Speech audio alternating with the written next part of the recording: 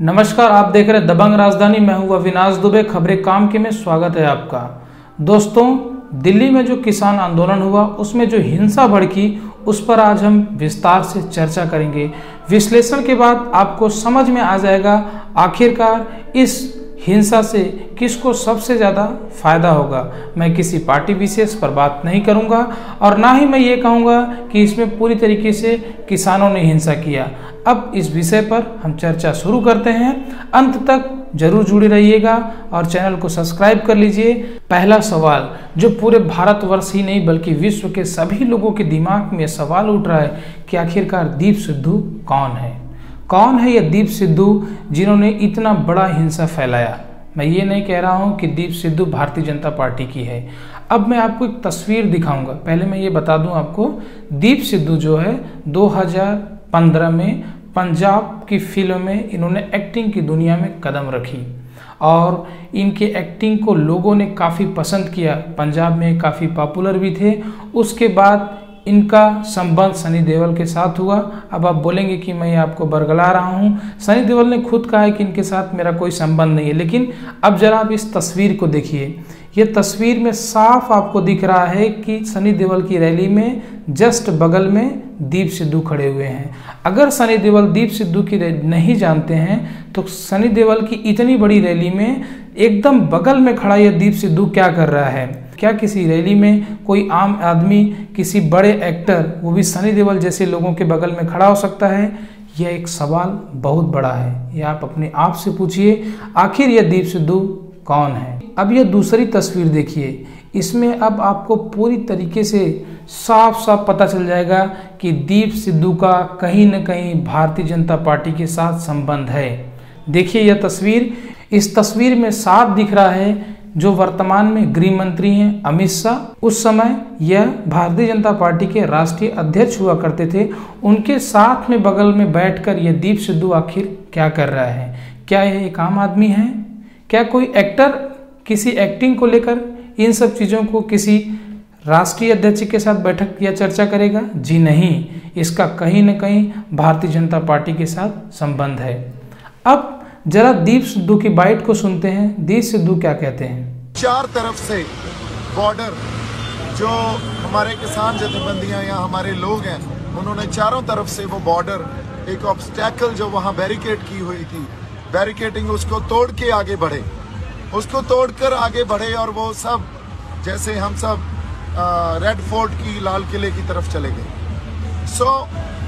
जब red fort की तरफ गए तो एक सिंबॉलिकली अपना रोष, अपना प्रोटेस्ट, अपना विरोध दर्ज करवाने के लिए जो नए कृषि कानून बने हैं उसको दर्ज करवाने के लिए हमने वहाँ निशान साहब भी लगाया, हमने किसान झंडा भी हमारा लगाया, किसान मजदूर एकता का नारा भी बुलंद किया।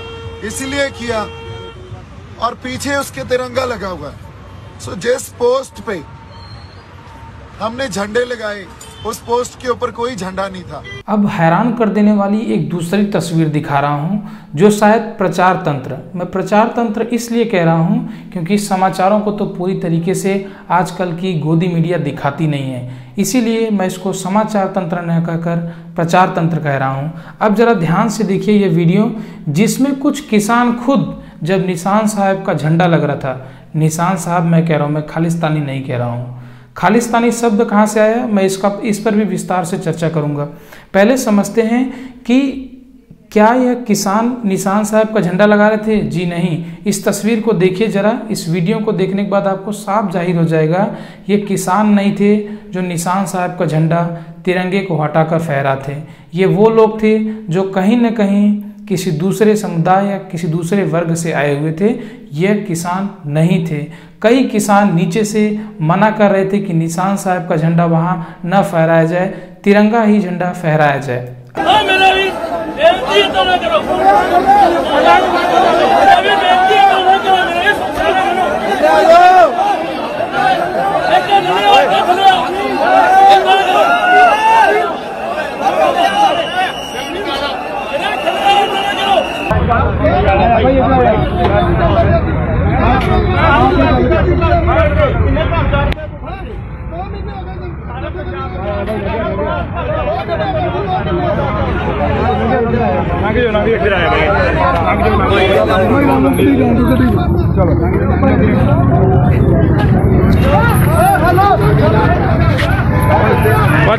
अब एक दूसरी तस्वीर देखिए जो सच में आपको हैरान कर देगी। आपको जो प्रचार तंत्र दिखा रही थी वीडियो, उसमें दिख रहा था केवल निशान साहब का झंडा लाल किले पर। दरअसल जो तिरंगा झंडा है वह अपनी ही जगह पर पूरी सम्मान और शौहरत के साथ फहर रहा था, उसके साथ कोई छेड़खानी नहीं हुआ था। जो बगल के कुछ झंडे थे उस पर निशान साहब का झंडा लगाया गया था, लेकिन लाल किले पर किसी और भी प्रकार का, किसी धार्मिक समुदाय का झंडा फहराना यह गलत है। इस विषय पर कानूनन कार्यवाही होनी चाहिए। मैं उस विषय पर नहीं जाना चाहता हूं, मैं बात कर रहा हूं किसानों की। क्या वास्तव में ये किसान थे जिन्होंने ये झंडा फहराया? तो ये वीडियो आपने जो देखा उसमें आपको साफ जाहिर हो गया कि ये किसान नहीं थे। अब अगले मुद्दे पर चल। किसान आंदोलन के नेता जो पूरे 52 दिनों में सबसे ज्यादा मीडिया के सामने आए और जिसकी सबसे ज्यादा बाइट है, गुरनाम सिंह, नाम भी बता रहा हूँ, गुरनाम सिंह। आप चाहें तो आप सभी गोदी मीडिया या जितना प्रचार तंत्र है सबका वीडियो उठा कर देख लीजिए, गुरनाम सिंह का बाइट आपको मिल ही जाएगा। गुरनाम सिंह ने साफ साफ कहा है कि किसान आंदोलन का दीपू सिंह से कोई संबंध नहीं है। यह जब से आया है बीच बीच में हमारे लोगों को भड़काया, कुछ लोगों को परेशान भी किया और कई तरीके से गलत तरीके का आंदोलन फैलाने का प्रयास किया। हमने बहुत इसको रोकने का प्रयास किया। हमारा दीप सिद्धू के साथ कोई संबंध नहीं। ये वीडियो आप देखिए। वो उसको एक तरह से धार्मिक रंग देना जो है वो निंदनीय है, और हमारा जो आंदोलन है वो केवल किसानों का है, जन आंदोलन है। ये धार्मिक आंदोलन बिल्कुल नहीं है। और दीप सिद्धू ने जो किया है हम उसकी कड़े शब्दों में निंदा करते हैं, और हमें लगता है वो सरकार का दलाल है। बहुत दिन पहले से गड़बड़ कर रहा है। हर बार जो किसान नेता है उनके विरुद्ध बोलता है, भड़काता है उनके खिलाफ। हर बार का यही काम है, और आज जो उसने किया वो अति निंदनीय है। हमारा लाल किले पे जाने का कोई प्रोग्राम नहीं था, वो बागी होके गया है, और लोगों को भी उसके जो बहकावे में इस बात पे आगे कि हम रिंग रोड पे जाएंगे, लोगों को भी ये मालूम नहीं था कि लाल किले पे जाएगा। तो हम उसकी कड़े शब्दों में निंदा करते हैं, और ये आंदोलन जो है इसको बिल्कुल किसानों का आंदोलन है और किसानों का ही रहेगा। अब बात करते हैं खालिस्तान वाले शब्द पर कि ये खालिस्तान शब्द आया कहाँ से। आखिरकार अचानक पूरे प्रचार तंत्र ने ये खालिस्तान जो शब्द आया इसको क्यों दिखाना शुरू किया? क्यों हर व्यक्ति के दिमाग में खालिस्तान खालिस्तान शब्द है? दरअसल आप ट्विटर हैंडल खोलिए पाकिस्तान का, वहाँ के ऑफिशियल ट्विटर हैंडल पर कुछ लोगों ने ये टिप्पणी की कि यह जो है खालिस्तानी झंडा है। फिर उसके बाद से लगातार प्रचार तंत्र ने उसको टैग बनाया और इस झंडे को, निशान साहब के झंडे को खालिस्तान का झंडा बताकर इसको पूरी तरीके से वायरल किया। और लोगों को बरगलाने के लिए यह एक सूचना का तंत्र नहीं, यह एक प्रचार का तंत्र बना। दरअसल जिसको खालिस्तान का झंडा बताया जा रहा है यह निशान साहब का झंडा था, लेकिन सबके दिमाग में एक सवाल आ रहा था कि यह खालिस्तान शब्द आया कहाँ से। दरअसल उसी समय जब यह दंगा हुआ उसके कुछ ही देर बाद पाकिस्तान के ऑफिशियल ट्विटर हैंडल से यह खबर आई कि जो है लाल किले पर खालिस्तान का झंडा फहराया गया। उसके बाद से ही प्रचार तंत्र ने इसको टैगलाइन बना करके खालिस्तान का झंडा फहराया गया, जबकि यह झंडा था निशान साहब का। अब एक तस्वीर देखिए, इस तस्वीर में साफ जाहिर हो रहा है प्रधानमंत्री नरेंद्र मोदी खुद ही 2 बच्चों के साथ बैठे हुए हैं, और वो खुद इसी जिसको खालिस्तान बोला जा रहा है वह है निशान साहब का झंडा, जिसको मोदी जी खुद अपने सर पर बांधे हुए हैं। अब इसी के साथ एक और बात मैं बताने जा रहा हूँ। निशान साहब के झंडे को लेकर के इतना बड़ा प्रचार तंत्र ने इसको प्रसार किया, लोगों में डर फैलाया। अब आपको एक और हैरान कर देने वाली बात बता रहा हूँ। राष्ट्रीय स्वयंसेवक संघ RSS के राष्ट्रीय अधिवेशन में 52 सालों तक 52 सालों तक, जी हाँ आप सही सुन रहे हैं, 52 सालों तक तिरंगा झंडा नहीं फहराया गया। और नागपुर के आरएसएस कैंप में जब 2 व्यक्तियों ने झंडा फहराया था तो उनके साथ क्या हुआ था, ये बात तो आपको याद ही होगा। मैं 2002 की बात कर रहा हूँ। यह कैसी राजनीतिक व्यवस्था है जहाँ पर चीज़ों को तोड़ मड़ोड़ के कुछ और दिशा में दिखाया जा रहा है। किसान थे, नहीं थे, हुआ क्या, दिखाया क्या जा रहा है।